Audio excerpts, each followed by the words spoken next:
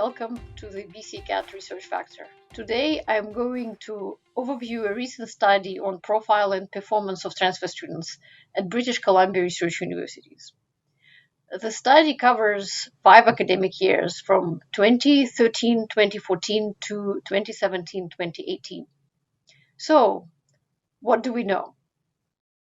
There are 3 sectors of post-secondary institutions in BC: colleges, institutes, teaching universities, and research universities. We know from the previous studies that students transfer in all directions between these sectors.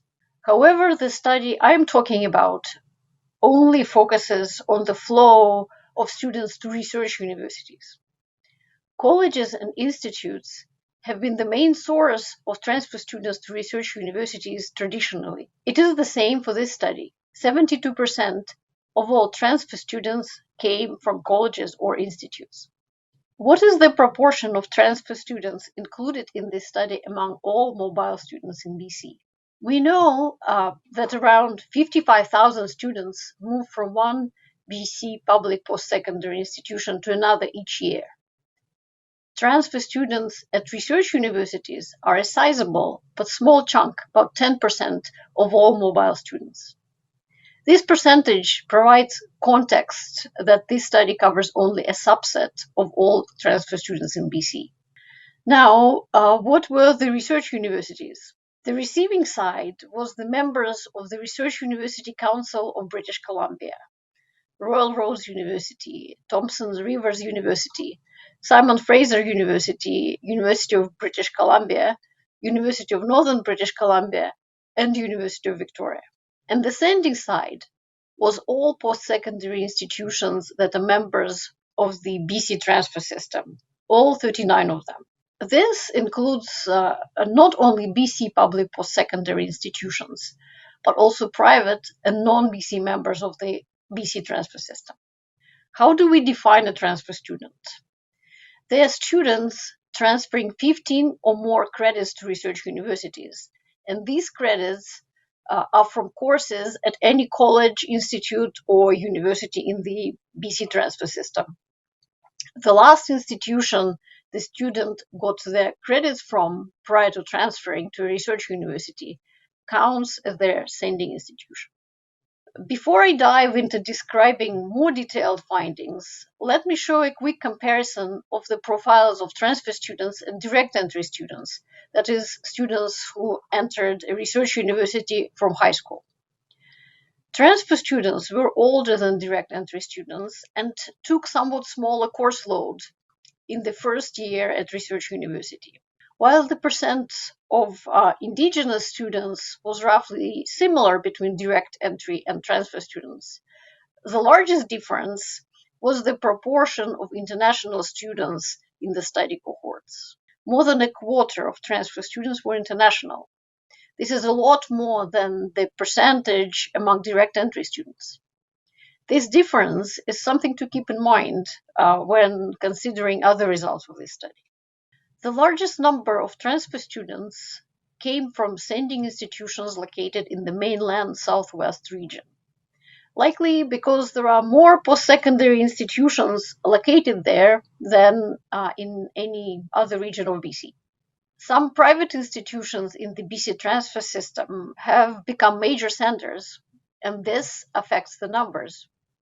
However, transfer students came to research universities from all parts of the BC transfer system, and this speaks to the efficacy of the BC transfer system. On average, there were roughly 6,000 transfer students per year in this study. This is a significant portion of the undergraduate class at the research universities. On average, 36% of the incoming undergraduate students each year were transfer students. Transfer students transferred credit on average enough to cover 1.5 years of full-time study. And full-time study is defined as 30 credits per academic year. And they're reasonably efficient and completing their credentials once they transfer. It took them 24.3 months to graduate with a baccalaureate from 60 credits. And they had, on average for all research universities, 72% completion rate. The study also indicates that transfer students perform well after transfer. Their performance at 3 points during their studies speaks to that. Their grades, grade point average, were reported when they were admitted to the university at 15 credits post-transfer, this is a proxy for roughly 1 semester worth of studies, and at graduation. The grades of direct entry students were also reported at these 3 points during studies. Both groups of students had a drop at 15 credits after enrolling. This could be entrance shock for direct entry students and transfer shock for transfer students. We don't know transfer students' admissions GPA at the ascending institution. And this is why the line for their performance starts at transfer to the receiving university. However, we expect that the GPA at admission at their first post-secondary institution pre-transfer was lower than the admission GPA for direct entry students. Still, the drop of the transfer students' performance was smaller. They had been accustomed to post-secondary education pre-transfer. Both groups of students graduated with very similar GPAs, and this result supports the notion of comparable performance of transfer and direct entry students. Arts and sciences were the most common baccalaureate degrees transfer students graduated with at the 6 research universities. At graduations, slightly higher percent of transfer students graduated with arts and sciences degrees than had been admitted to arts and sciences programs. This may indicate that some transfer students changed programs after transfer. Summing up, there are 3 major takeaways from this study. It is possible to say that transfer students were a significant portion of incoming class at the 6 research universities during the period 2013-2014 to 2017-2018. Transfer students were different from direct entry students demographically, but similar in performance. If you have comments or questions about this study, please feel free to drop us a line. I would also like to thank Plaid Consulting for their work on this project.